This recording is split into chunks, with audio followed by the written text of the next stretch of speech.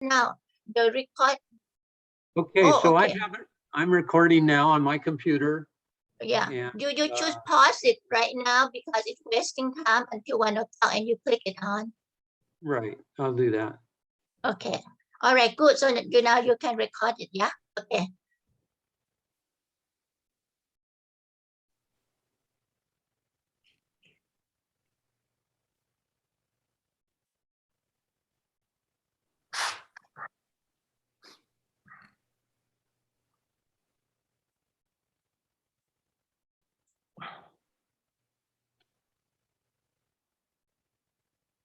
All right, well, let's get started. A warm welcome to all of you. Good afternoon to those of you here in Hawaii, and a warm welcome to all of you joining us from this wide world and all the various parts of it. My name is Michael Kirin. I am the current president of the Hawaii Association of International Buddhists. I'm very happy to be hosting and emceeing this meeting today with each of you. Can you hear me okay? Is my audio coming through all right? Raise your hand if you can hear me. Okay, great, wonderful.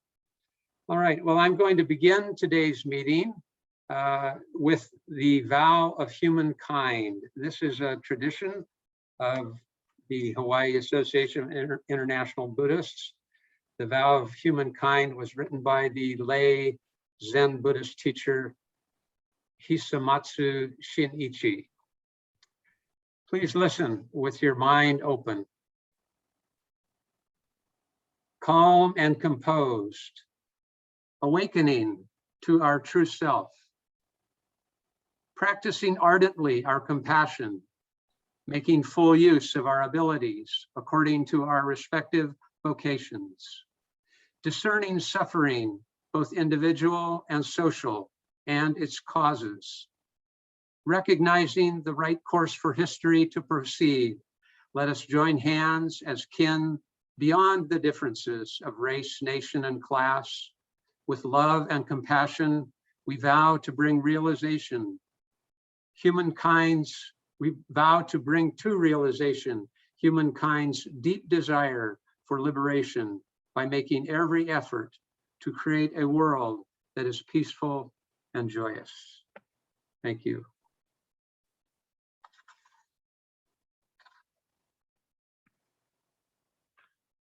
This event is part of the 30th anniversary of the Hawaii Association of International Buddhists, or HAIB. HAIB is the acronym we use.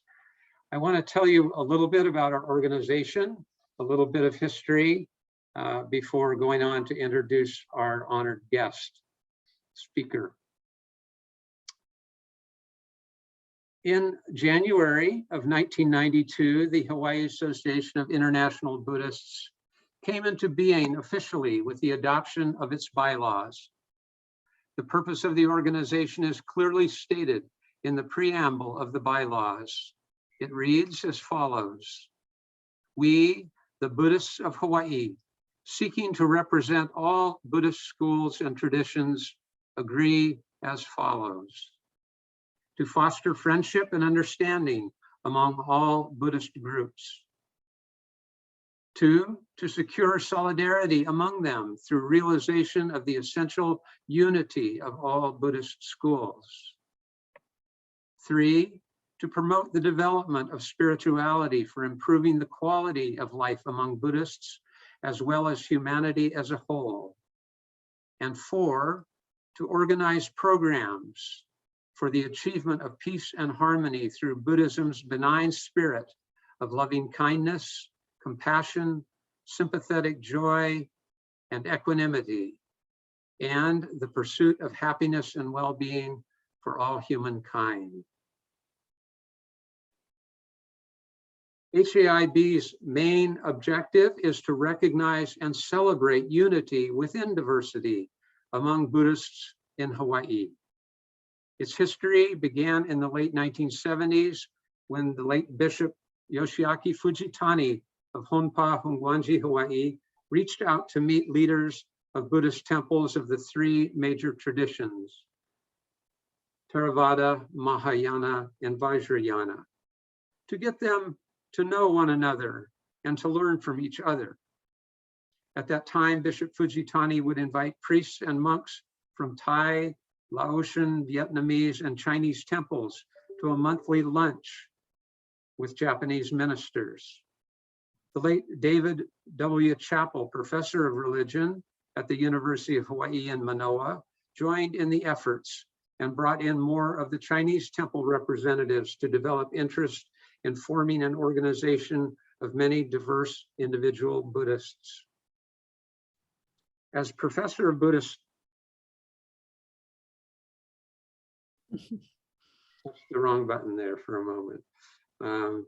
Continuing, as professor of Buddhist studies in the Department of Religion at the University of Hawaii, at the time, Dr. Chappell collected signatures of individual Buddhists from different traditions who were interested in joining this organization of international Buddhists.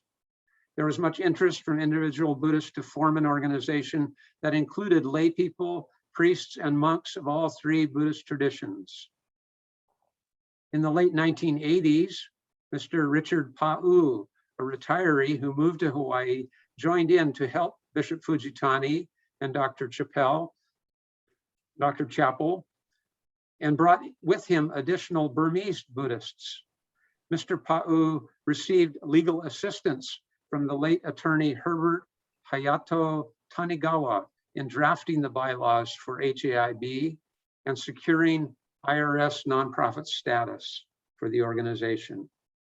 Later on, his son, attorney Michael K. Tanigawa, helped with needed revisions to the bylaws, both he and his father offering their professional services on a pro bono basis. The three founders of HAIB, Bishop Yoshiaki Fujitani, Dr. David Chappell, and Mr. Richard Pa'u, set superb examples for the course of HAIB's objectives and its various endeavors. For the last 30 years, HAIB has been active as an organization of individual diverse Buddhists getting to know one another, learning the rich and varied practices of our different traditions, and promoting spirituality and well-being for all humankind, as with this program today. In this HAIB's 30th anniversary year, we especially invite you to join us and to support our efforts in this work. Thank you very much. Now, I'm eager to get on to our honored speaker for the day, as I know all of you are. Please remember that our program is being recorded, and please do keep your mic off, keep yourself muted, and that will help the quality of the recording. We also, if you don't wish to have your face on the recording, you can turn off your video anytime you like to do that. All right. Our guest speaker and teacher today is Kyabje Kalu Rinpoche. He has been officially acknowledged by His Holiness, the Dalai Lama, and the 12th Chamgon Kenting Tai Si Tupa as the lineage holder of the Shangpa Kagyu school of Tibetan Buddhism. Kyabje Kalu Rinpoche is the reincarnation of Kyabje Dorje Chang Kalu Rinpoche, who lived 1905 to 1989. He was recognized as a young child by the 12th Chamgon Kenting Tai Si Tupa, and also confirmed by His Holiness the Dalai Lama, Chatra Rinpoche, and His Holiness Sakya Trizin Rinpoche. The previous Kalu Rinpoche was a revered meditation master who brought the profound Vajrayana teachings of the Shangpa Kagyu lineage to the West almost 50 years ago. he founded the Kagyu Tegching Ling in Honolulu in 1974. Many of us who are older remember those Kalu Rinpoche and the wonderful impact he had when he came to Hawaii those many years ago. Kalu Rinpoche continues his predecessor's prolific Dharma activity, giving teachings at his own centers that span the continents, as well as other institutions. Last year, he gave talks at the Oxford Union and the Buddhist Society in London, and he has received an invitation to speak this year at Harvard University. With an open and engaging style, Kalu Rinpoche, at 31 years old, is a modern meditation master, connecting a new generation to the timeless Dharma, bringing it fully into the 21st century. Kalu Rinpoche, we are extremely grateful to have you speak with us today and to be here. Thank you so much. Take it away. Okay. So, Tashidele to everyone, and especially to our host. I want to say thank you very much for inviting me to give a talk and to share with your sanghas, and also continuing the legacy and the purpose of the Hawaiian Buddhist Association to broaden its reach to its people who are searching for the spirituality, and giving them what is genuine, and making a distinction of what is Buddhism and what is not. And I want to say thank you for upholding your responsibility, and please continue to do so in the future. So that's that. So this thing that you have just witnessed, the biography, of course, it's carefully written, so it's very impressive. So in case you're not enlightened by this end of the session, and then please, don't be disappointed. So that's that. First of all, I want to say greetings to everybody. Thank you very much for being here and sharing your time with me, and showing your dedication, wanting to learn Dharma. I just want to say thank you for your dedication and commitment, making my life more meaningful as I engage with all of you. So that's that. So the title is that, of course, how to transform our ordinary emotions to the state of the clarity. So that as the title of our session. And I think it is very important to understand that in order to become a good Buddhist, we have to become a good human being first. You cannot be Buddhist without being a good human being. So that foundation is very important. Many people, they like to use the Buddhism as an image to promote their wrongdoing, and justification of their pretentious attitude to others and deceiving people. So therefore, it is very important, us as a Buddhist practitioner, whether you are, Tibetan Buddhist practitioner, whether you are Indian Buddhist practitioner, whether you're Korean or Japanese or Chinese or Thai or Sri Lankan or Burmese or Mongolian, it really doesn't matter. The foundation is that, being genuine to oneself, it is very important. And that's why His Holiness Dalai Lama, the Great 14, he always, give the emphasis and the importance of the emotional hygiene, rather than saying that, I am a Buddhist master and everybody have to learn from me. Instead of saying that, he says that we have to take care of our emotional hygiene, as much as we look after our physical and appearance of oneself. We are very much distracted and we are overwhelmed by that reality. So therefore, it is very important to somehow to find some sort of a balance, some sort of a clarity in oneself. And in order to be a good Buddhist, you need to have a basic understanding as a human being, an understanding about reality of the suffering, and a meaning and the true understanding of the meaning of the renunciation, And that is very important as a practitioner, you know. And I think it is very important that when we engage ourselves in the Buddhist communities and the Buddhist societies and the Dharma centers or the organization, I think it's really important to have some sort of acceptance that the attachment is something you finally acknowledge or you have recognized. But just because you have acknowledged or recognized the very existence of the attachment does not mean that attachment will go away anytime soon. You know, so I think it is very important to have acceptance. The attachment will continue to exist, whether you ignore it, whether you recognize it, whether you acknowledge it or not. It will continue to exist. So that sort of open mindset is very important to reach where you want to reach eventually, you know, in the path of spirituality, in the path of Dharma. You know, being emotionally unstable is not renunciation.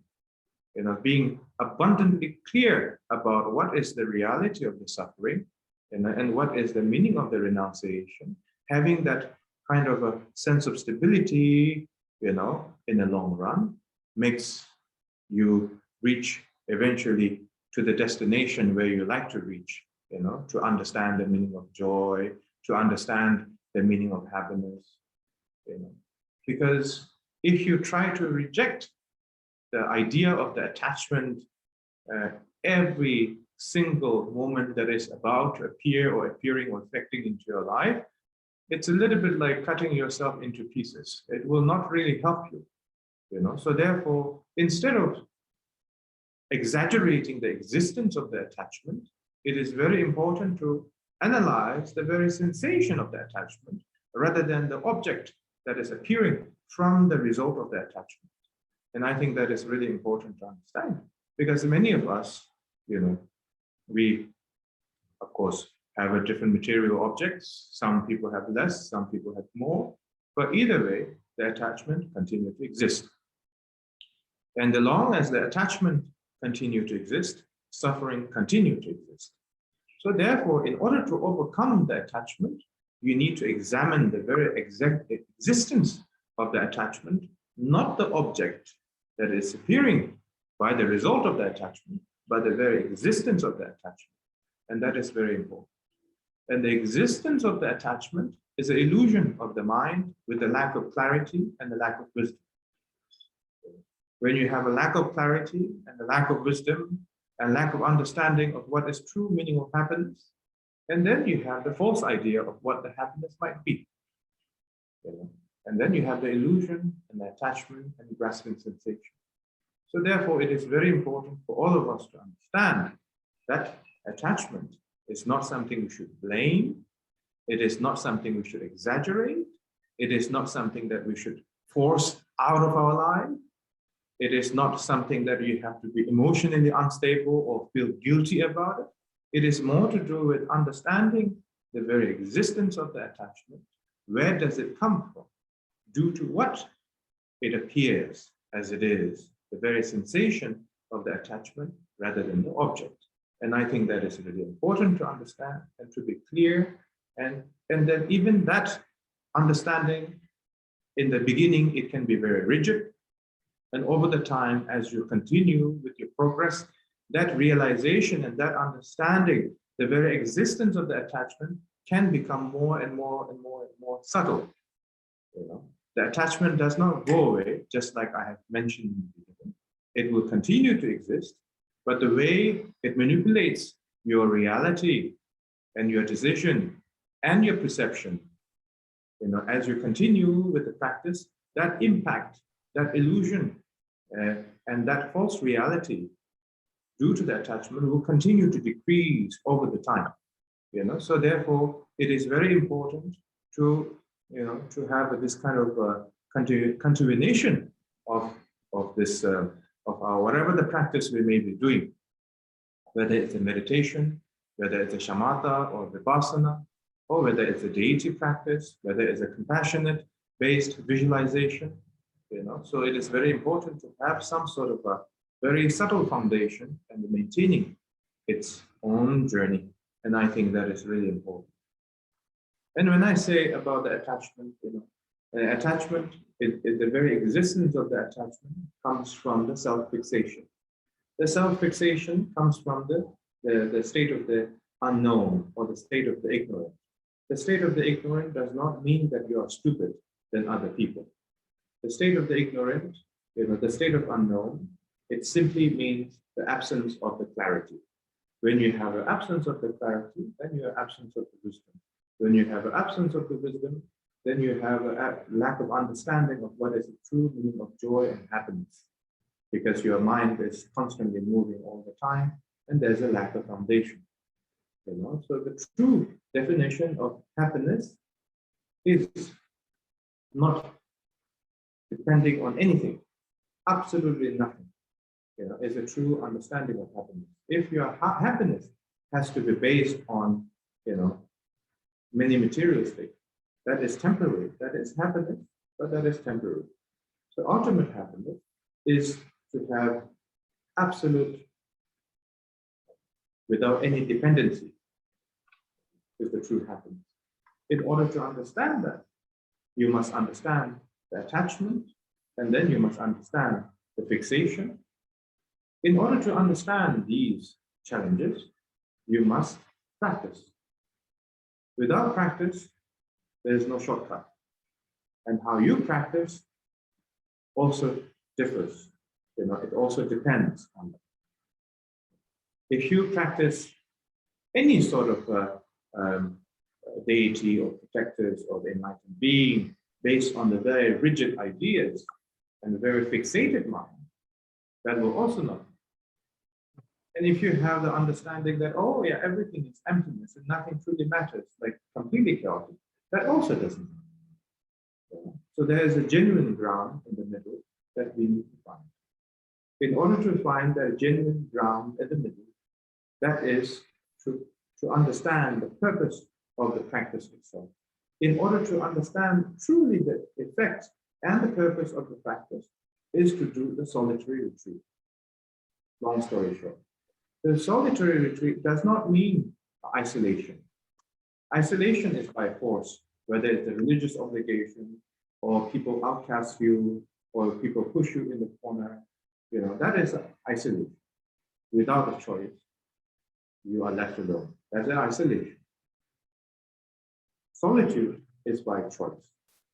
And that choice has to come without any religious obligation, without any religious manipulation also. So the genuine solitude, understanding and the importance of that has to be discovered and has to be understood all of the time. And once you do the solitude retreat, it doesn't mean that you have to do hours and hours and hours. You need to give the importance of the quality of the practice. The quality of the practice is far more important than the length of the practice. And then quality of the practice comes down to how much of an understanding you have developed when you reflect to the reality of the suffering. People, they say that I need to have a motivation. I have a terrible motivation. Can you give me some tips, some method to overcome, my laziness and have more motivation? The disappointing part is I don't. I don't have a method to make you motivated unless you choose to see it, of the existence of the suffering and the cycle of the suffering and the reality of the suffering. When you come to the conclusion, not just intellectually, but truly from the bottom of the heart, not just once, not just twice, but many, many, many, many times, not crying, not being emotionally unstable, but simply understanding of what is the real cause of the suffering, what is the true effect of the suffering, to oneself, to others. The more conclusive understanding you have, the genuine motivation will come by itself. So don't waste your time telling yourself that I don't have a motivation. If you don't have a motivation, don't feel bad about it. It's absolutely fine. It's absolutely fine. If you don't have a motivation, then reflect the reality of the suffering, the reality of the samsara, as the Buddha did. Buddha, he did, the reflection of the samsara before he left the palace. So as you are the follower of the Buddha, you can reflect not vast like that. We don't have an entourage and armies and castles and soldiers and concubine and all those things. We don't have that. In order to examine the reality of the suffering, you have to examine something in between. If you try to examine something very dear to you as an example of the attachment, you will surely fall and fail to overcome that. So in order to overcome the examination of the reality of the suffering, you must practice with your mind, examining the very existence of that very attachment, the existence of that suffering. It may be not overwhelming, but something in between, something moderate. That has to be moderate. Once you have a moderate understanding of the middle ground suffering, not something like, you have lost your parents or you have lost your loved ones, and then saying that, now that's the reality of the suffering, examine that's samsara. I don't think anybody has the capacity to examine that sort of overwhelming suffering instantly right away. We can examine that suffering, that grief, that loss, that heartbroken, that left alone, that sort of a sensation. We can overcome that eventually. But in the beginning, the way we have to examine the reality of the suffering is much as important as how we examine the practice itself. So that is very important. So we have to be careful how we examine, our perception of the reality of the suffering. Something more moderate, bit by bit. And then on the top of that, as you continue with the practice, and then eventually over the time, that sense of courage, that sense of willingness, that sense of, the drive from the bottom of your heart that I want to practice until the last breath of my life. That sense of attitude, that sense of motivation, that sense of desire will develop over the time. But that also you have to be careful, because some positive sensation will come here and there, and don't make a mistake between what is the realization and what is the glimpse of experience. Because since we grow up, we are told that we can be happy or we can be unhappy. We can be depressive or we can be excited. We put a lot of limitation into our mind, what we can and what we cannot, how the life should be and how the life should not be. We have that very concrete mindset that we have been adapted to that for a very long time since we are born in this society.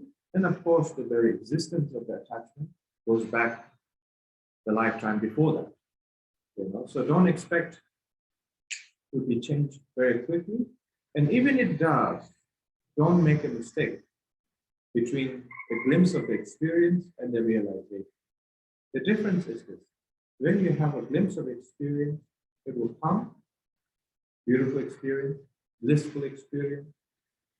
Let go of that. You don't have to reject that. You don't have to function that. Be appreciative to that very moment of experience, whatever the blissful experience you may accomplish.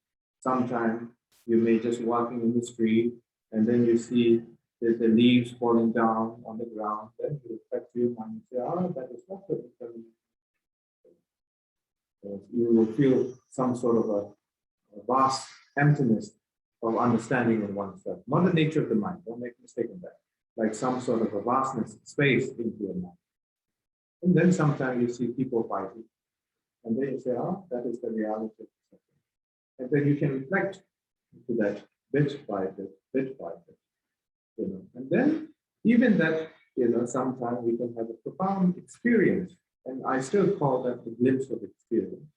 So therefore, do not make a mistake between the realization and the glimpse of experience.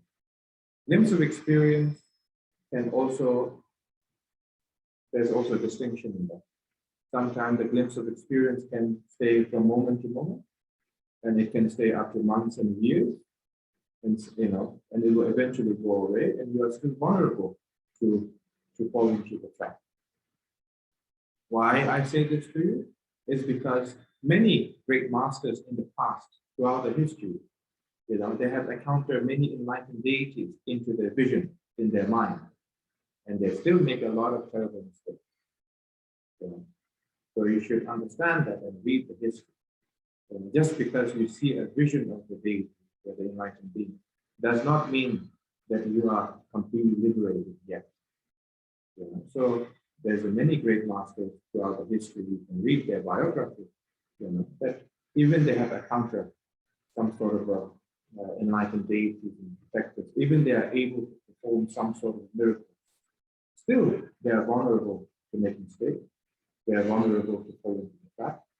So therefore, the glimpse of experience can stay a few seconds in your mind into how you perceive the reality, to maybe a year or two or months or weeks or days. Once you have the realization, then you have this continuation of awareness without any force, without any desire or even a subtle desire or wanting to have awareness. You simply have a genuine awareness at all times. And that is the meaning of the realization. Okay? So now let's get back to our level. So in order to transform our emotions into a state of clarity, we must practice, and examine a very small approach. Like an example, this is not a new method. This is a old method. When we do a retreat, when I did the 3 years retreat, as everybody does, 3 years retreat, the first practice we do is the understanding the meaning of the preciousness of the human life, the preciousness of the time, the reality of the samsara, the reality of the suffering. So all these basic understanding is very important to combine together whatever the practice we will be doing. Of course, we want to have a very peaceful experience when we want to meditate, and that is our desire, but the method has to be respected. So it is very important to carry on with a small method of renunciation and dedication, because the more renunciation, small portion by portion, small portion by small portion, the more you do the practice of renunciation, the more genuine attitude tend to develop in oneself. And then once you have that, and then you have a sense of honesty in oneself, and then you have a sense of transparency eventually, then whatever you speak or do, it is always to help others. It is always to liberate others. So therefore it is very important for all of us to understand that renunciation does not mean that you have to go under the bed and cry. Many people, they don't like to think about the renunciation because they want to have some sort of a break from the reality of the suffering. But in order to have a long-term break, is to examine the very existence, not the object. Like an example, when somebody praises me, like an example, they say, "Oh, Rinpoche, I like your teaching. You're doing very good nowadays." Then, in that very moment, then I examine the very thought in my mind, and I say, "Do I have a pride in this very moment, or was it absent from the pride?" So to that extent, you need to examine yourself. To that extent, you must renounce. And eventually, you don't have to do that right now, but eventually you have to reach to that level of awareness without any force, without any obligation, but rather a genuine understanding to oneself. So therefore, it is very important that when you become a Buddhist practitioner, you should eat, drink, do whatever you want. Be wild, whatever it is. But eventually, it is important to decrease and renounce one after another. And once you have that developed a sense of honesty to oneself, and then a sense of genuinity to oneself, that loving kindness and compassionate state of mind, it is there. You don't have to try. You don't have to push. You don't have to make a prayer for your loving kindness to benefit all the sentient beings. You don't have to bring an excuse of the bad karma to yourself and say, oh, I'm a terrible practitioner. I have no love and no compassion for others. So you can't approach like that. It doesn't work. The meaning of love, meaning of compassion, is not a beautiful feeling that you can just buy it and get it. And it is a realization, quality of mind. It is not an object. There's many things we can work hard, we can earn money, we can buy things. Compassion is not a material object. It is a realization state of mind. The true meaning of understanding of compassion means a suffering of one, suffering of all the sentient beings. Suffering of all the sentient beings can be understood only when you understand the reality of the suffering. In order to have that capacity of understanding, you must develop compassion. In order to develop compassion, you need to create a space between the fixation and the reality of what you're perceiving. When there's no gap between the fixation in oneself, compassion is just the imagination that you're trying to do good. It will not really help others. Even you will be vulnerable to all the criticism that you may receive. When you're genuinely compassionate, criticism is no longer painful. It is just part of the wave that will come, that will go. Pride, that people speak good about you, that also becomes like a wave, comes and it goes. So therefore, it is very important. In order to develop genuine loving kindness, we must have a genuine awareness to oneself. In order to develop genuine oneness into oneself, we must have a basic human genuine to oneself, and then based upon that, seeing the reality of the suffering, the reality of life as it is, examining the very sensation of the attachment, the sensation of the suffering, not the object, not the person, not the country, not the material. So once we have that sort of a conclusion, and then honesty, transparency tend to develop, and the pretentious attitude, will dissolve. So that's that. And then once the pretentious is dissolved, and you are always in a state of honesty, then the loving kindness will always be there. You don't have to fight hard to get it. You don't have to search for it. It will be there. Sometimes you will fail miserably. Just be ready to accept that.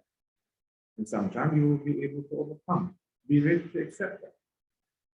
The biggest liar is when the practitioner says, I have never made any mistakes. That's the biggest liar.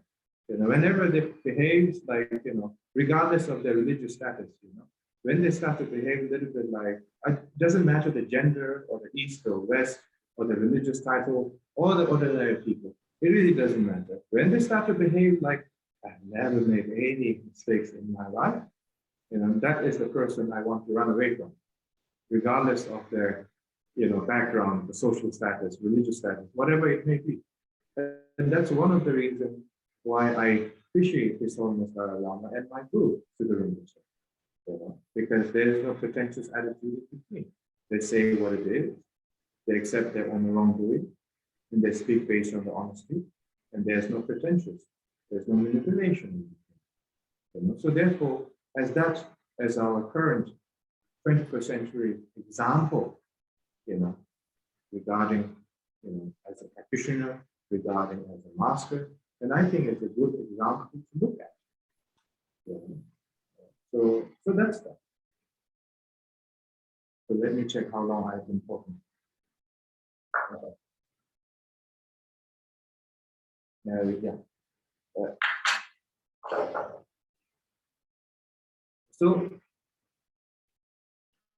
So therefore, it is very important for all of us to understand these principles. Without these principles, when you don't have a sense of genuine honesty to oneself, there is no discipline anymore. Like we speak about the Buddhism, whether you are Theravada or Mahayana or Vajrayana, you all have to respect, the act of generosity, the act of discipline, the act of patience, and all of that, right? Six Panchabrahmas, six Brahmas, and many people, they try to perceive it as an object that they can collect and choose. And a little bit like, I'm a specialist of patience, I'm a specialist of discipline. You cannot pick and choose, it doesn't work like that. So when you have a genuine awareness to oneself, and then when you have a genuine loving kindness, and then the generosity, the act of generosity comes by itself. Now, this is where I have to be careful. Meanwhile, I'm promoting the meaning of generosity. It does not mean that I'm asking for your money. Okay? The practice of generosity has absolutely nothing to do with the currency around the world. Okay? It does not matter the social status or the religious status. It doesn't matter the object that you give. Because the practice of generosity, there is a social generous activities and there's a spiritual generosity practice. These are slightly two different things, not the same.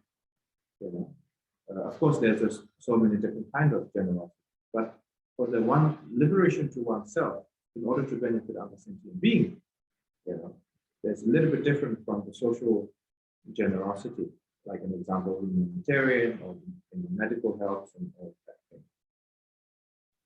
And and we should engage in our the social activities as much as we can. That is slightly different, doesn't mean it is less important. The practice of generosity in the spirituality has absolutely nothing to do with the currency or the money or the amount or the size of anything. If you are just simply trying to help other people, then you're just simply trying to help other people to change their lives, to donate so that they can, live by the day or live by the week, so they can survive in the streets, so on. Or maybe you have some educational system that you need to promote and, make it more awareness and so on. And it's also the act of generosity, act of kindness.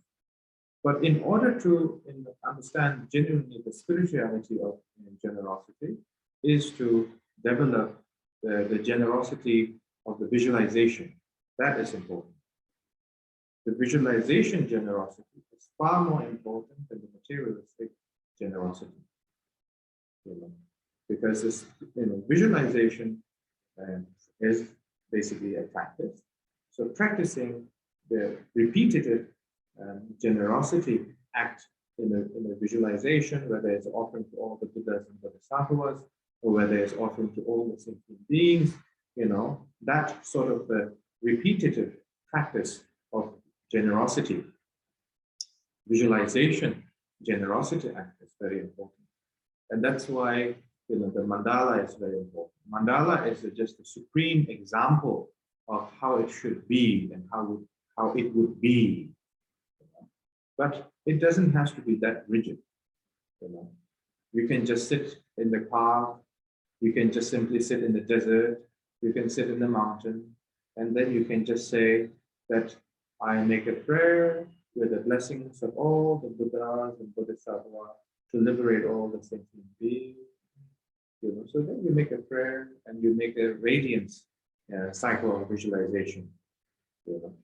Or you can do a little bit like, by the blessings of all the Buddhas and Bodhisattvas, let me project all the materials, all the objects, of all the things that all the sentient beings have a desire with, or have attachment with, or have what they are looking forward to, and then let them be fulfilled with all the things that they've been looking for, and let them be fulfilled with all the gift and visualization that I'm doing. Let them be fulfilled, let them be fulfilled, let them be fulfilled, with a sense of detachment, attitude along with it.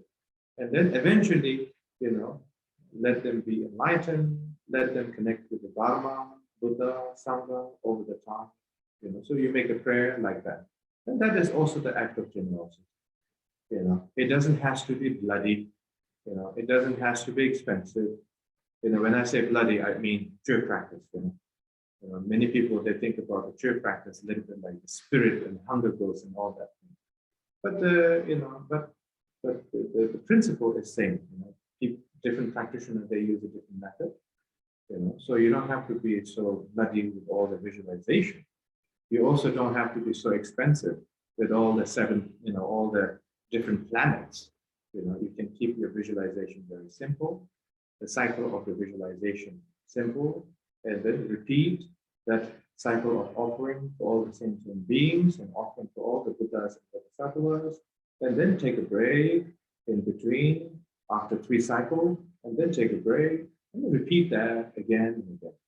Then that is a practice of generosity. So that's that. Because when you practice generosity, eventually you create a sense of attitude absent from the fixation to oneself. You're entering to the new reality, a pattern of habit. Right now, our pattern of habit is in the same cycle. So the more we practice like that sort of flexibility of a mandala offering with the radiance, with our dedication, with the prayers, the more we do like that, and then the more you create the absence from the fixation of to oneself, which is very important to begin with. And then eventually, once you have a more genuine awareness over the time, and then such practice like the Niguma Yoga, is very important.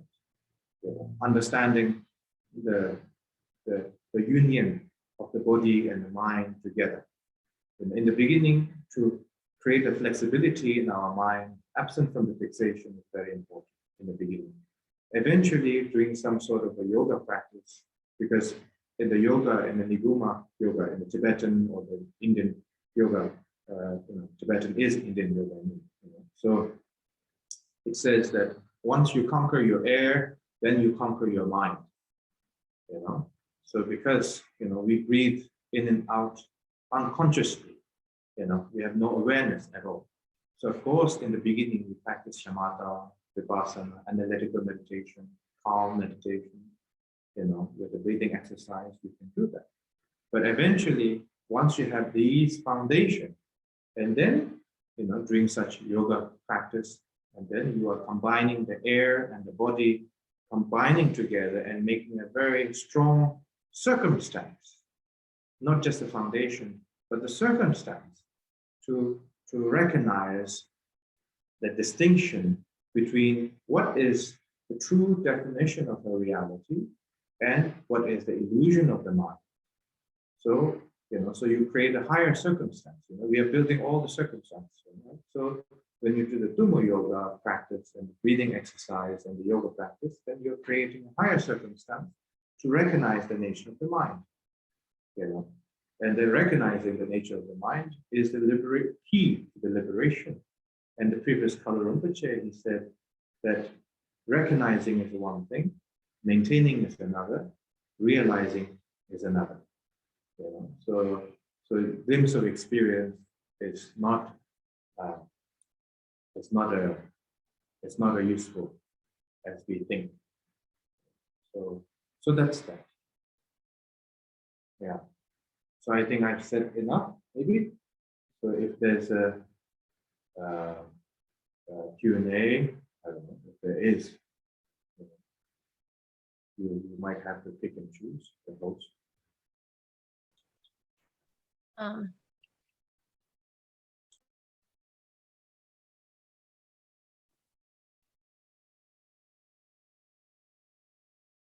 think we've asked people to put their questions in the chat, and then Purani is going to present them to you.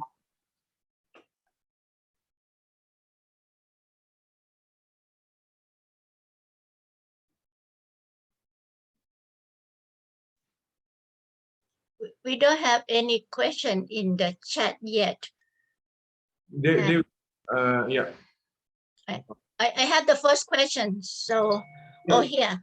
Okay, now we have first question. Let's wait a little bit until they ask. Yeah, they have. Hi, Rinpoche. Thanks for your time. Just wondering why it is more important for visualization, generosity than physical. Okay, I say thanks for your time. Just wondering why it is more important for visualization, generosity than physical. Physical is it's a supplement. Let's put it like this. Visualization is the key. You know, the act of physical generosity can be like push, like a boost. You know? So the visualization is something that you can do repeatedly. You know? It's also how you affect your own reality and your perception of the reality. It's the same thing, right? Like when we live in our ordinary world, we say, I want this, I want this, I want this, I want this, and everything you do, it becomes of that, you know, the importance to that direction, importance of that object, you know, and it's very much linked with I am important, I am important, I am important, I need this, I need this, I need this, I need this. We keep on repeating. So when we go in the direction of the generosity act, we say, I am important as an existence of the human being. I cherish this human life, and I also cherish the other human life, and I understand this. But in order to have that kind of a broader effect, you know, into your physical action, you must first have a more broader foundation in oneself. You know? So that's that.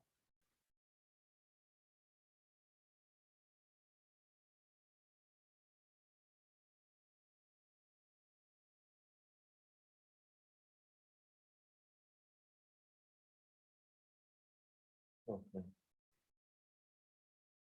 Rinpoche, will you? Sorry, Rinpoche. Yeah. The next question, how do I be more patient? I'm a school teacher. Excuse me? Can you hear? Okay. Yeah, I can hear you. I can hear you. I'm also trying to find that question at the same time. It's at 1:48 p.m. Oh, okay. How do I have more patience? I'm a school teacher. How to create the, you know, patience?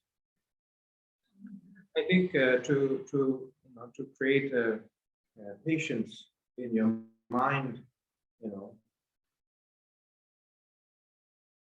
Well, there's a different method in that. In order to, you know, and our basic ordinary understanding of the patient is that somebody criticizes you, you try to squeeze everything within yourself and say nothing, do nothing, and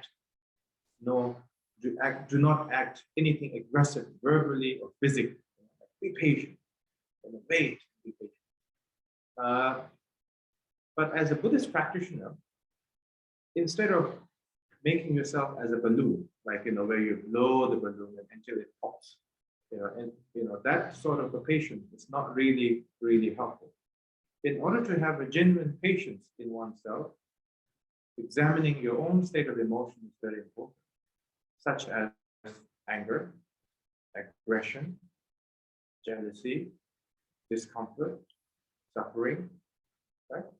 All of these, you know, not all of these, but examining when you are not encountered with these challenges, examining and making the scenario in your mind and examining the very existence of the very thing that is troubling you, and then you should examine that, define it, and you should go more into a subtle state of mind.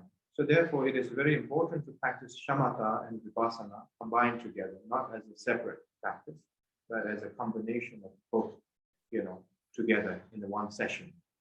You know, so the more you do the meditation, the more clarity you have for your analytical understanding. Just using the brain to have a conclusive understanding is not enough. You know, so therefore, with a calm meditation, you will have a more space and more clear in your judgment, and then at the same time, you know, a conclusive understanding with your analytical approach will be more, you know, it will be there more, you know, it will be more effective. Because, you know, when you don't have a clear mind, or at least a calm mind, you know, even the patient, you know, being patient is the right method. Yourself is the one that is suffering, you know, because you're pushing yourself to the limit on the verge of collapse, you know. So therefore, examining the very cause of a discomfort that you have to be patient, you know, the very sensation of any sort of emotional discomfort, examining that, defining it when you are in a peaceful time, you know, when you're in the temple, when you're meditating, examine that, create a scenario in your mind, examine it. Like an example, you know, when some people, you know, do something bad to you or criticize you or does something negative, instead of me overwhelmingly reacting to that, you know, I don't force myself to pretend something that I'm not. And that is not patience. I rather take the very existence thought that I have in my mind, that the very discomfort thought that I hold in my mind, that I've been holding it because of the attachment of the existence of that person said something. And then I examine that into my state of mind. Where is the exact moment and that particular moment that I believe that that was bad? You know, so when you examine it, then the illusion, you know, the way it appears, that illusion dissolves. When that dissolves, then the state of the clarity and calmness of the mind, you know, comes back. But if you're not acknowledging it, if you're not recognizing it, if you're not analyzing it, then being patient is just another method to push yourself to the limit, which eventually, you know, lead to a collapse and exhaustion, you know, of mind, and exhaustion of your work, exhaustion from your family responsibilities, and all of that. You know, so being patient and only that is a little bit like the only one pillar in the roof. You know, so that is not really, in terms of method, it's not really helpful. You know, of course, we say don't be angry, but it doesn't help. We say be patient, doesn't help. Be happy, we say that doesn't help, does it?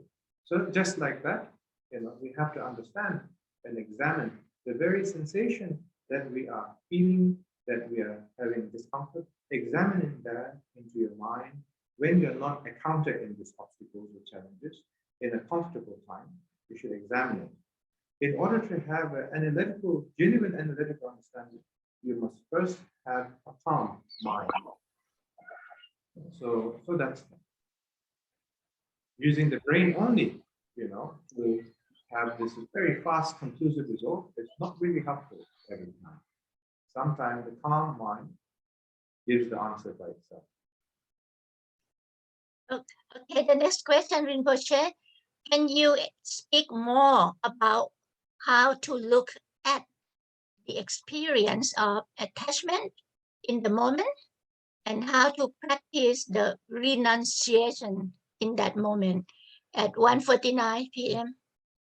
149, right? Yes. Okay. Rinpoche, can you speak more about how to look at the experience of the attachment in a moment and how to practice the renunciation in that moment?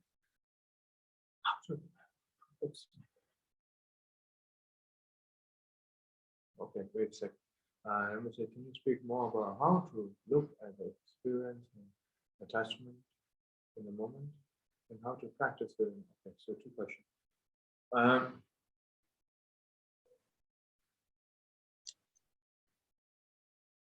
How to look at attachment, like in any emotion in our state of mind, none of the emotion exists out of nowhere, you know. So that is a common sense understanding that we need to have, right? So none of the negativity comes all by itself, like out of the blue. It doesn't exist like that, right? So that we all know about. We just the way we react towards it is a little bit like, oh yeah, that was out of the blue, but it was not out of the blue. You know? So that common sense is much important, which I don't have to tell you. Like an example, like I explained previously, you know, the very existence of the anger comes from the aggression. You know, when you examine the very existence of the anger, the emotional anger, you know, when you define whether it's an object, whether it's a human, whether it's a word, you know, when you try to define it, you know, then it becomes, you come to the conclusion that was aggression. When you examine the very sensation of the aggression, so-called aggression that we thought we understood, and then it becomes the state of lack of content. And then when you examine the very sensation of the lack of content, then you understood there is an absence of clarity. You know, so when I say examine, when I say examine the attachment, what I meant is like that. So the very existence of the attachment is due to the false understanding of oneself. And lack of understanding of oneself is a lack of understanding of the reality. Right? That's a common sense, right? That's not something religious. And then when you have the lack of understanding, when you have a false understanding of self, when you come to the conclusion that that is a false existence of oneself, and then you come to the conclusion that self-perception is also an illusion. And then when you dig deeper beyond the illusion idea, then it's of course coming down to the state of the ignorance again. So examining like that, slowly, step by step. Don't think that just because I said it, you can do it. Just don't over motivate it. Just take it slow. Do retreat, 1 day retreat. Do retreat. That is very important. Don't try to copy me, basically. The next question is the second. To be a genuine practitioner, you should never copy other people's renunciation. That's what I've been saying all the time. The existence of the suffering is there, right? How we encounter to the reality of the suffering, the journey that we have been through is all separate. If you look at all the great masters, throughout the history, and all of them have never copied each other's renunciation. All of them have examined their own suffering, their own attachment, their own reality of, the challenges they're going through. And that makes them great practitioners. When you try to copy other people's renunciation, then you just become a small product. A little bit like it's just trying too hard to be something you're not. And that is also pretentious. Pretentious is not only when you're having a conversation with other people and that you pretend to be something that you're not. That is not just that pretentious. When you try to copy other people's renunciation, that is also pretentious because you have a lack of understanding of oneself. You have a lack of understanding of your own journey and your own reality. And then you try to copy somebody else. That is also pretentious. Every pretentious doesn't have to be something to fixate it with the attitude. So that's that. The next question at 149, the second one is about renunciation as well. Yeah. How do we recognize when it's renunciation versus more ego disguised as renunciation? Especially, how do we recognize when is there more ego? The ego is very difficult to overcome. So just don't touch that at the moment. Just practice it.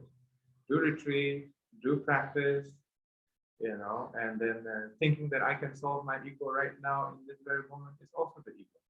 So, so just don't think too much about that. Just do the short-term retreat, 1 day retreat, 2 days retreat, and then just keep it small, keep it simple, keep your mindset open to all the different, Buddhist lineages and Buddhist traditions.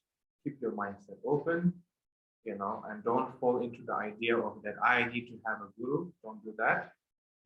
Just see everybody as a good example, and then keep your mindset open and practice it.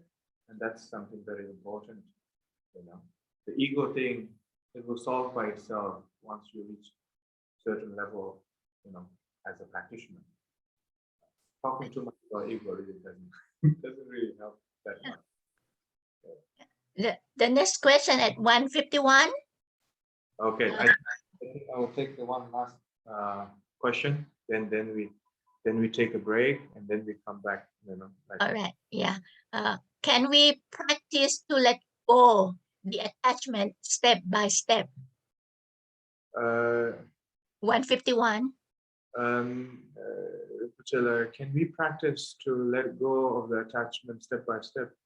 You see, that's also one last. This is the one last question that I will take, but this is a very important question, and that you ask, and it is important to understand very clearly as possible. Because you're saying that, can we practice to let it go of the attachment step by step? you cannot practice the attachment to let go step by step. It doesn't work like that. The more you practice genuinely, the attachment dissolves by itself. The more you have the perception and idea that I have to let go of my attachment as an object that you need to abandon, that very thing is an attachment. That very thing is an expectation. That very thing is an illusion of the mind. So don't spend your time a little bit like a weight loss practice. Am I losing it or am I gaining it? It doesn't work like that. It's beyond that. It's beyond that idea of am I losing it or am I gaining it? Just let go of that habit. Please. Just practice, have a continuation and some sort of awareness in your practice. Keep your principle simple, small, and then do retreat. And then Agora eu tô ficando com fome. as you progress with your Eu tô ficando com fome. E agora? by itself. A Samara postou toda a escritura aqui, porque só apagou tudo. Okay. So that's that. Thank you. We're going to take a 5-minute break now, and we will come back and have a memorial for Lama Rinchen.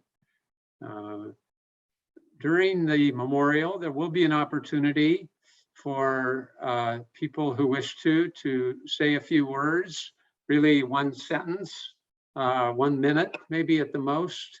Obviously, all of us can't speak, but if you would like to do that, please put your name in the chat and we'll call on you, as many of you as we can. So thank you. Please take a little break and we'll be right back in 5 minutes. Thank you, everyone. And thank you, Rinpoche. Wonderful.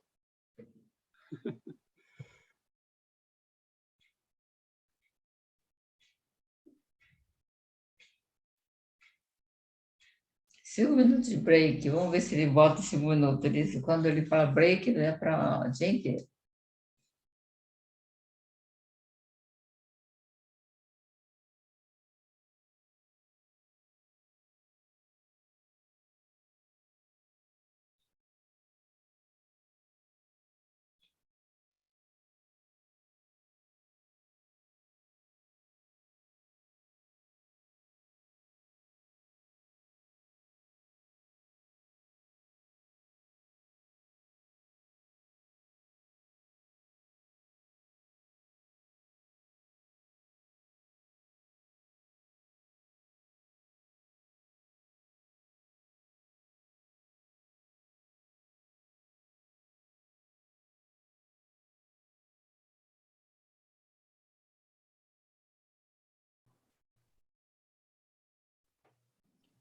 All right.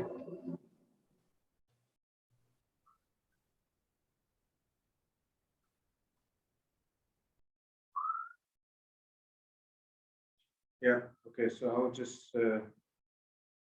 want to say that request everybody to make a Amitabha prayer, and then after that I will say a few words before the prayer, and then after the prayer, then the board of director of the of our host will say a few words of prayers.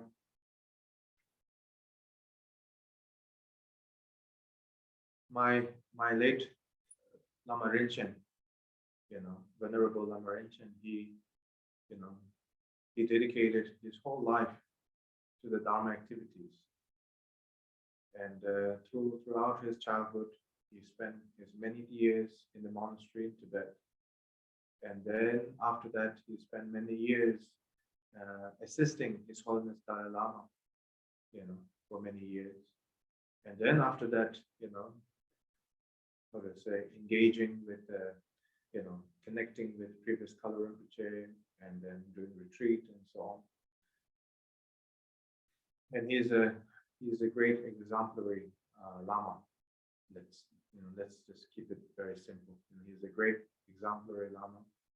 There's many things that has happened, after, previous Kalu Rinpoche passed away, because previous Kalu Rinpoche, he appointed Lama Rinchen to oversee all the Dharma activities in Hawaii. And of course, after previous Kalu Rinpoche passed away, Lama Rinchen, he remained very dedicated to my guru, Siddha Rinpoche, which is also the same family of my previous life. My previous life's guru is the 11th Siddha, and my current life guru is the current 12th Siddha. And Lama Rinchen, Venerable Lama Rinchen, he's a student of both. So very, very long life, without doubt, and fully dedicated, to the Dharma. Even coming to the West is challenging, culturally, in terms of language, but due to the motivation and the pure intention of wanting to benefit others, his activity didn't stop. His activity continued, until his last breath of this human realm. So we were always in constant communication in daily basis. I was supposed to come to Hawaii in 2020, but that didn't happen, of course, due to the pandemic. And then, when I was about to come, end of last year, then the Omicron, variant happened, and then again there was a lot of challenges. And then still, I invite all our Shampa Preju Lamas in North America, from Canada including, they all came here, paid their respect to the families, and myself attending every week pujas, and then all the Dharma centers in mainland and also in Europe and the Sanghas, they're all making prayers every week for our venerable late Lama Rinchen. So he's a great example of what it means to be a great Lama, in terms of dedication, in terms of loyalty, because when previous Kalu Rinpoche passed away, there was a lot of division, and my dearest Lama Rinchen, he remained very determined in terms of Dharma activities, in terms of the practice, in terms of his dedication to Siddha Rinpoche and Kalu Rinpoche, and maintaining its legacy and their vision. And I am very, I'm in that debt forever. So I say to the Sanghas in Hawaii, and also when I was doing the event last weekend, I was saying to them that, in order to continue the legacy of the previous Kalu Rinpoche, and also the legacy of my Guru Siddha Rinpoche and Lama Rinchen, is to practice genuinely. We don't have to do all the expensive projects here and there. We don't have to engage with so many commitments. Just be honest to oneself and practice genuinely and promote Buddhism, not by book, not by talking, but rather by showing the quality of mind. That is the most important. Many people can write books, many people can talk, but showing the quality, of oneself by accumulation of practice, that brings the changes to the people's life and ultimately to the world itself. So therefore, that is their legacy, and that is something we must maintain, our determination and our responsibility. So that is my short explanation and explanation, and also the future steps of this place. And I just want to say that everybody who is in Hawaii, if you want to practice Dharma genuinely, you are very much welcome here. And here, in Hawaii, I will do all my best to come often, to practice, to do retreat, and to help others as much as I can.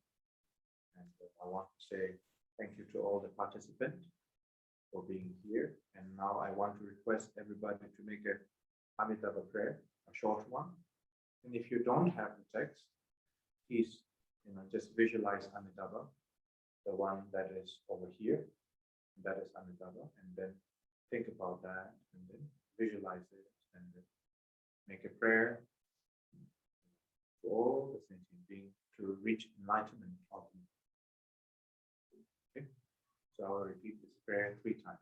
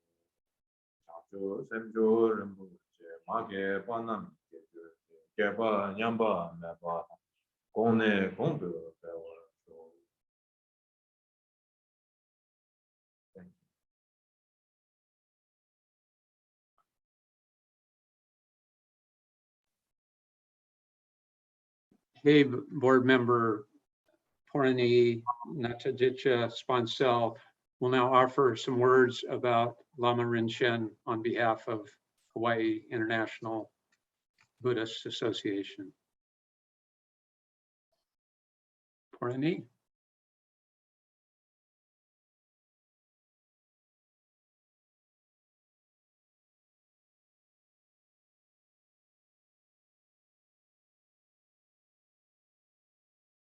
Porani, are you there? We're not hearing you. You're muted if you're speaking.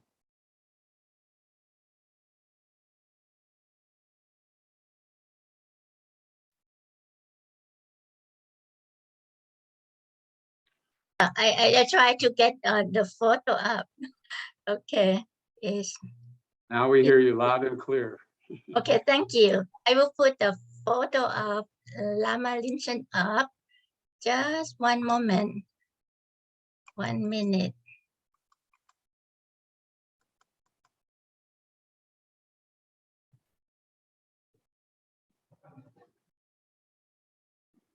The thing is that if that doesn't work, just a moment. Okay. All right. Okay. I guess I try to get his photo up on the screen and it doesn't seem to want to go up. Just one moment. Okay. I put share screen first. There we go. Okay. Here. Okay. Dear Lama Rinchen. Okay. So, Venerable Lama Kama Rinchen came to Hawaii in 1976 during the formation period of Hawaii Association of International Buddhists, or we call HAIB. The formation is under the efforts of the late Bishop Yoshiaki Fujitani of Hongpa Hongwanji, Hawaii. He and Bishop Fujitani had mutual respect for each other for a very long time. At HAIB's first conference on sharing Buddhist experience in Hawaii on November 7, 1993, Lama Rinchen introduced Kyabje Techinleng and Vajrayana practices to about 200 Buddhists from all three traditions at that formal gathering. Lama Rinchen was a strong supporter of HAIB activities. He served as a member of HAIB Advisory Board for many years, and he represented the Vajrayana tradition in the HAIB nominating committee.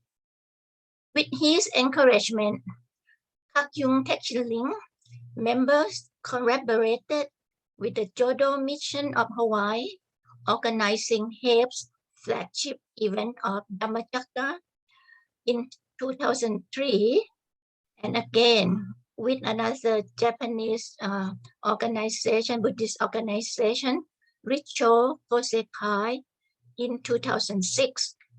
Even with his very busy schedule and traveling, Lama Rinchen always accepted the invitation to serve anything that HAIB asked him. At one time in 2006, he agreed to serve as HAIB president. When it is the time for someone from Vajrayana to lead HAIB, the three traditions of Buddhists take turns to serve as HAIB president for a 2-year term. In 2007, he had to prepare for the visit of the Dalai Lama to Maui. He requested the late Bishop Fujitani, his good friend, to step in to complete his term.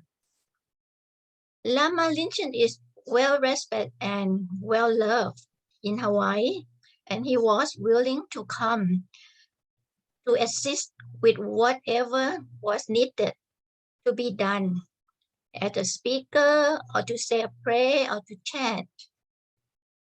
At our HAIB's Dhammacakka last July in 2021, Lama Rinchen offered an auspicious prayer representing Vajrayana to begin the program. HAIB really appreciate all of the help that Lama Rinchen kindly and generously provided for many decades. Thank you for our gratitude for our dear Lama Rinchen. Okay, and so now I think it's time for people who we invite anyone want to say any memory for Lama Rinchen to put your name in chat so I can ask you to come out to say it. I'm checking the chat right now. Okay. Okay, from New Mexico. Okay. It just say Om Tara Tatare Ture So High. Okay, from Truth or Consequences from New Mexico in the chat. I can begin because I know Lama Rinchen. I think I should show my face when I speak. Okay. I know Lama Rinchen for many years through him, and whenever I'm under stress or whatever work, and I would go to KTL, and then would see his smiling face, and then I forget about all my trouble whenever I see Lama Rinchen. That the one thing, and yeah, and every time he always have a smile, and in midweek, midweek is a newspaper in Hawaii, Honolulu. They feature Lama Rinchen twice, and then he always say that, like what Rinpoche has said, his main thing is just to help people. He's here to help people, and he has done a lot to help. I mean, without him, he would miss the very important Tibetan tradition, because we have to have a 3 school, right? We have lots of Mahayana here. We have few Theravada, and we at that time when we start here, it's only KTL, Lama Rinchen, and in Hawaii. And then so we really grateful for what he has done for him for this many years. And yeah, he because he good friend with the late Bishop Fujitani, and to make a remark, they passed away on the 17th, the same day, different month, different year. Bishop Fujitani passed away last year, May 17, and Lama Rinchen this year on January 17, right? And that day, amazingly, because he's supposed to come to here to join our meeting, he still serves on our board of advisory, and then so I asked Corinne, will he be able to join us? And Corinne said he is in Maui, and then one of his good friend, a student, Roger Epstein, said that he was very ill there. And then I think when we would have sent him to pray for healing, for him to get well. And on that same day, we had a meeting, and I think he passed away at that time when we all thinking about him. This thing are kind of supernatural, but it happened. Anyway, so I would like to say something. Okay, Kevin, Davis, please unmute yourself and come on, please. Aloha, thank you, Kalu Rinpoche.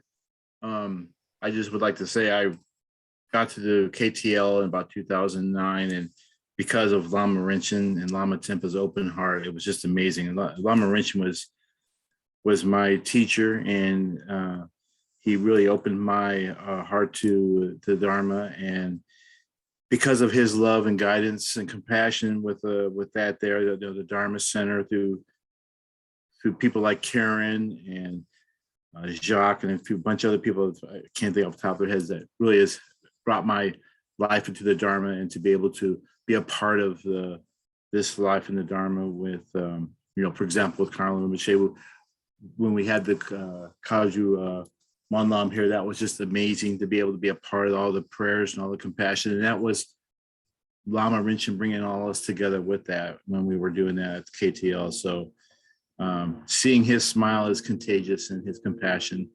So it just was a real privilege to meet him. And I hope to continue with the Dharma practice that he instructed with me. So thank you so much. Have a nice day. Thank you.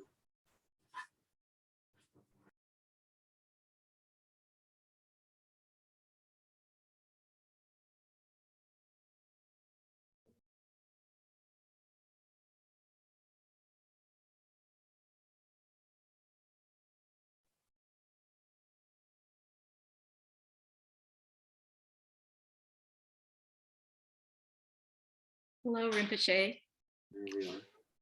I was in Hawaii 3 years ago for the Medicine Buddha empowerment that Lama Rinchen gave.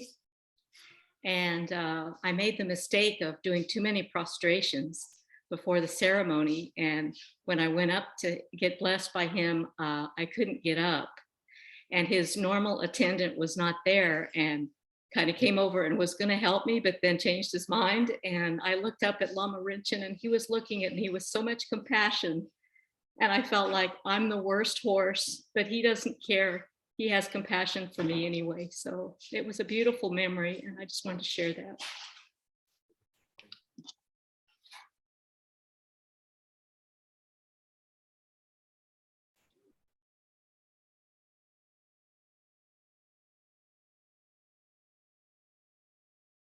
We have a request for, her name is Jan Bron. You mentioned in the chat that Lama Rinchen helped with the center, and people request if you would like to come on and say something about Lama Rinchen. Yes, I would. I met Lama Rinchen in 1979, and he and I became friends right away. He helped me with a health problem that I had at the time, and he answered all my questions. He was a genius, and I have helped him as well. I've helped him as much as I can. He started a Dharma center here in Truth or Consequences, New Mexico. And he came here in 2004. And in 2007, we became a nonprofit. And he loved it here. And he wanted to retire here.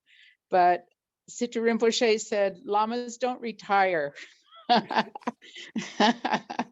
And so he sold his house and just came 2 or 3 times a year. And I can't tell you how many students he has here. He has 150 if something's happening, but at least 30 when he's around. And we will miss him terribly. And we're really still a thriving community, and we intend to continue going on.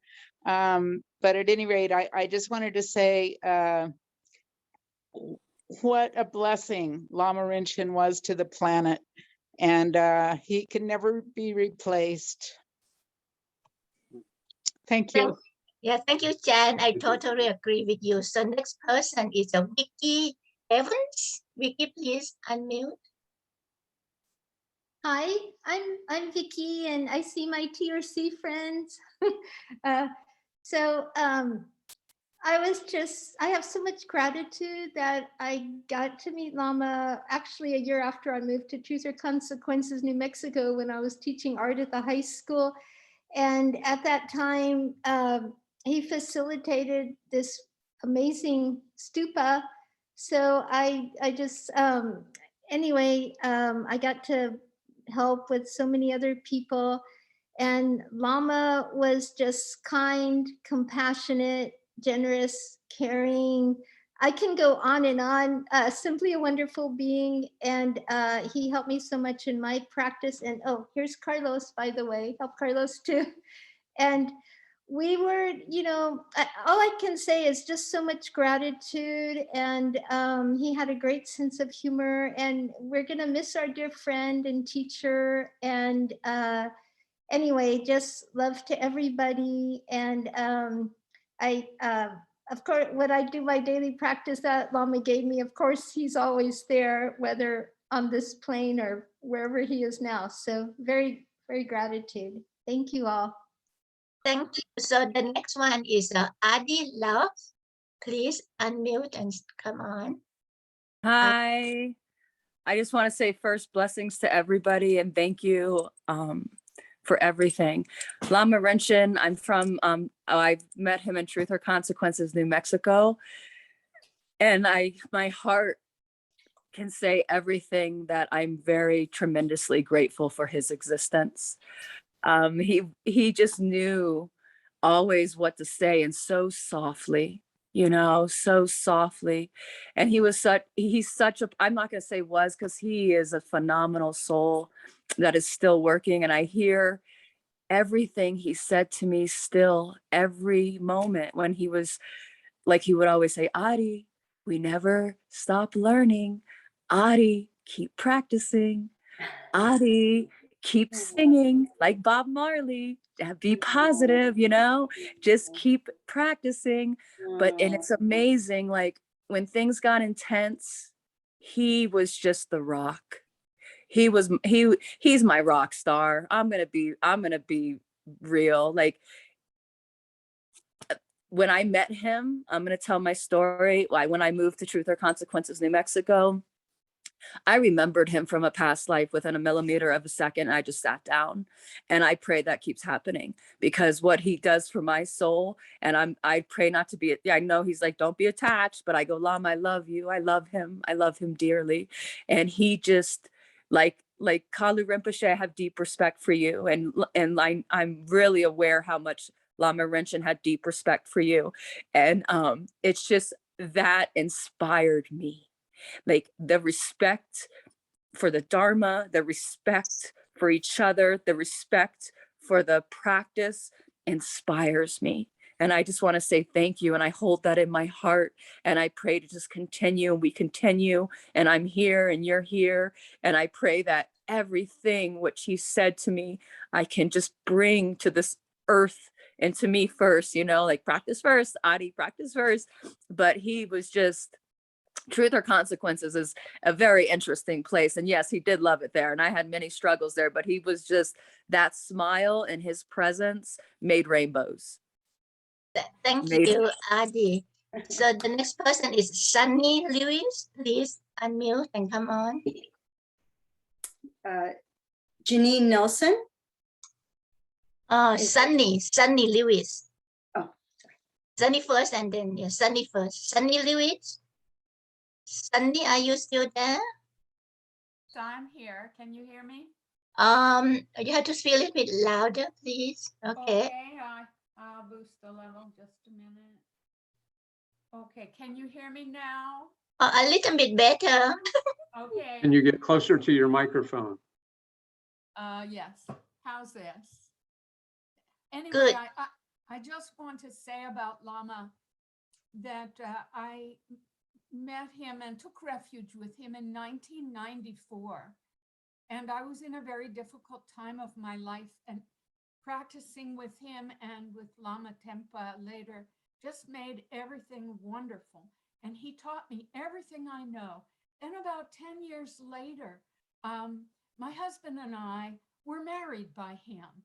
And during the marriage ceremony, one of us, I forget who it was, one of the three of us, knocked over the candle that was on the platform there where we were all doing our celebration. And instead of getting upset, he said, "You're going to have a very active marriage." And we have. So I know that he is a very wise and wonderful person, and that he is still teaching us through his passing, and he is teaching us every single day. And I'm grateful for his presence. And Kalu Rinpoche, thank you very much for your teaching. Yeah, thank you for sharing, Sunny. So now it's your turn, Janine. Yes, I just wanted to, there's so much to say about Lama Rinchen. He's such a huge part of our life, and I know so many about our lives. We came here in 76, didn't know a soul, and we looked him up, and he was in Manoa, and we spent a bit of time with him, and he just made a huge difference in our life and comforted us. We came with a 1-year-old Tibetan little boy we adopted, and from that moment until, my son is now 26, every time he'd see him, he'd give him $1. And he would say, now I'm giving you this dollar, but I want you to I want something from it. I want you to respect and honor your parents.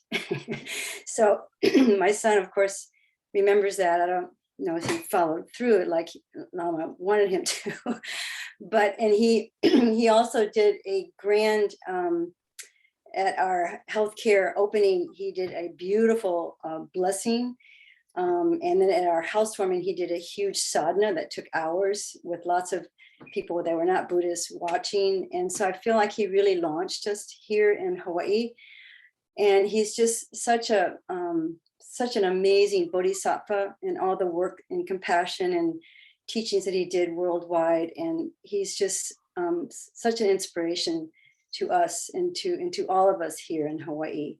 And he will be so missed. And I just want to thank Lama Tempa for all that he's done for the center. He's done so much. He's really roused himself, to speak English, etc.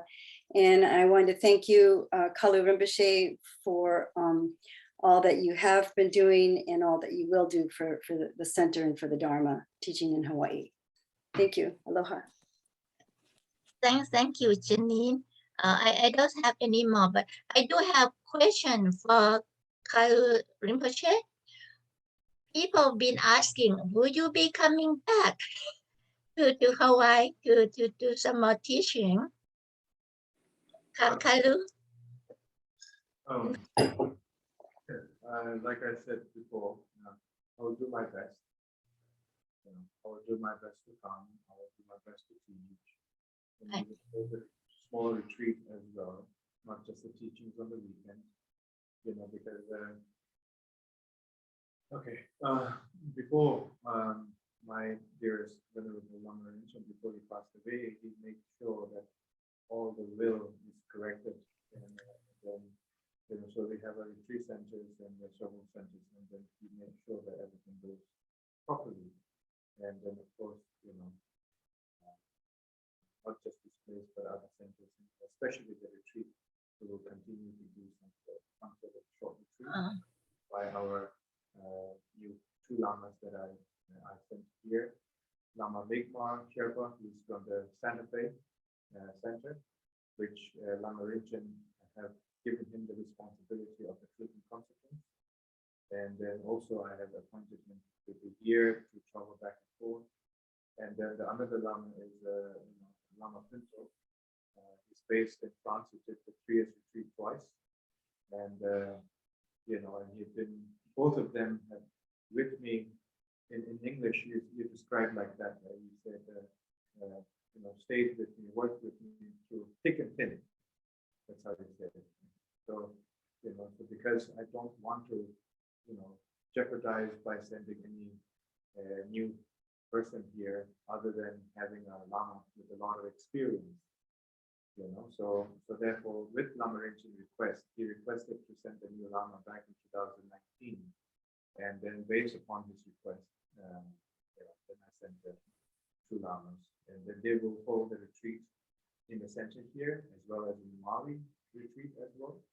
And then on the top of that, I will be here to do everything I can, to maintain its legacy and previous Kalu Rinpoche and my Guru legacy. So that's that. Yeah. Thank you, Rinpoche. I got a note on the chat that Max Martini has her hand raised. I couldn't see. So Max, could you please come on to say something about Lama Rinchen, please? Max Martini. Thank you. There were so much already expressed that was much more exposure than I had to him, but it took very little exposure to be touched by who he was. I lived in Hawaii for a short time while he was in my life, and I used to go to the Mahakala practice in the evening, and he would invite me for dinner when we finished. Or he'd come in and we'd already started and he wouldn't, and if I was leading, he'd just be quiet, and I'm going, oh my golly, I can't do this. But it was a wonderful, easy special person who would sit on the couch and talk to whoever had been there for the evening, and just a rich. I usually can't talk about him without crying. So thanks all the rest of you who shared. Okay, thank you. Thank you so much. So now I turn it on back to Michael, please. Michael?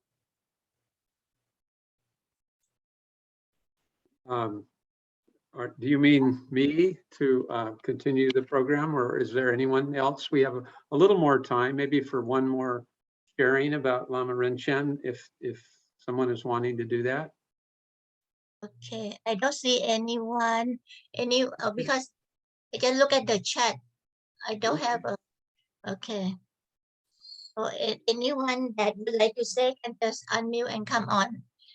The last person, someone, oh yeah, someone raised the hand. Elizabeth Bernard. Elizabeth, please. There you go. Hello.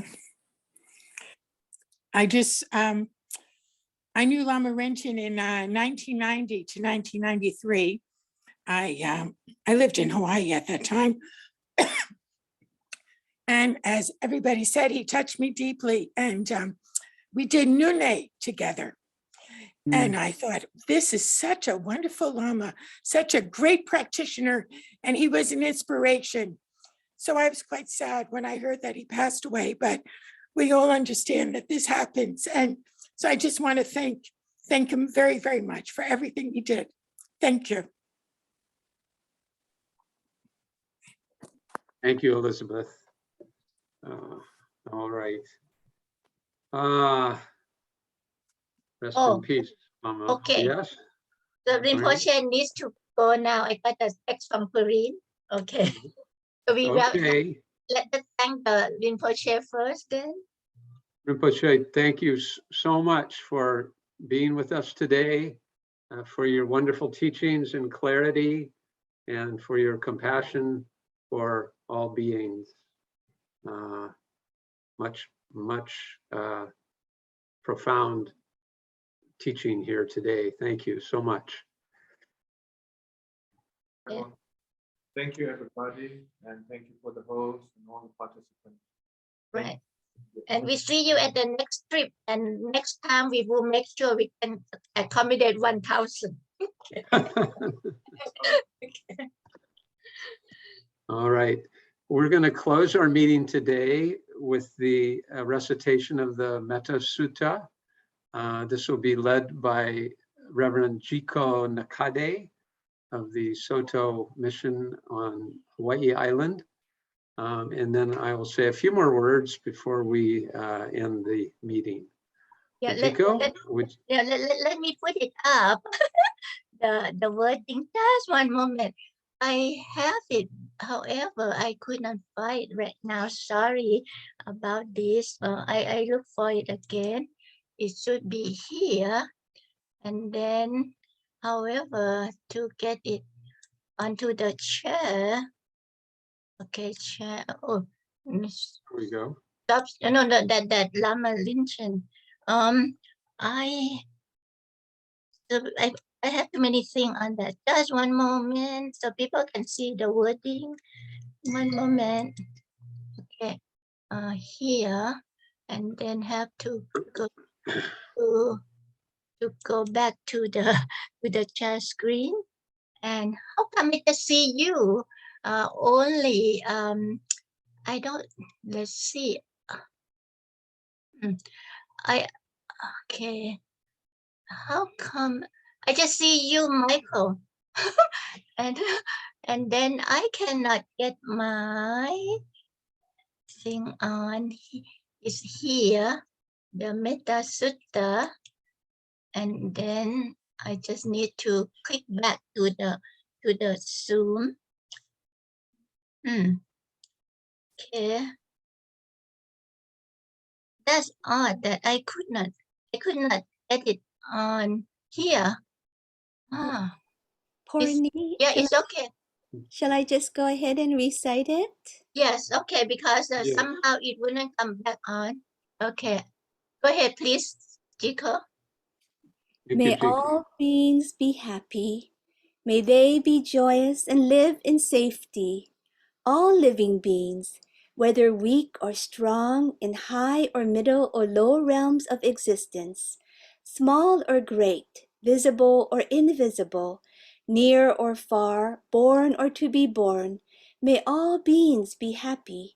Let none deceive another, nor despise any being in any state. Let none by anger or hatred wish harm to another. Even as a mother, at the risk of her life, watches over and protects her only child. So with a boundless mind should one cherish all living beings, suffusing love over the entire world, above, below, and all around, without limit. So let each cultivate an infinite goodwill toward the whole world.